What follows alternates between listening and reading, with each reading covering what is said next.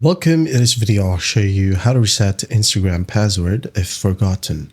If you find this video helpful, please leave a like and subscribe to the channel for more such tutorials. So first up, when you try to log into Instagram, you'll be able to see this page. Okay.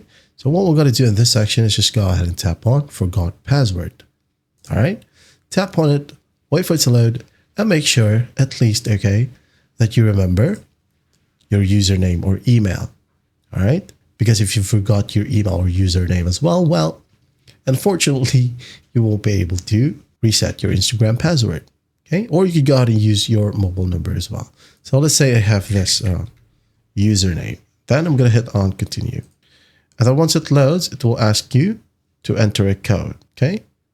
Do this email right here at the very top. It says here, we sent a code to this email and just enter the code to confirm your account.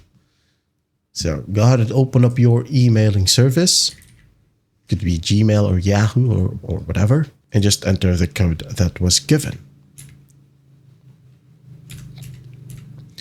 And once that's done, just tap on continue. Wait for it to load. And then once it loads, you can now go ahead and add in a new password.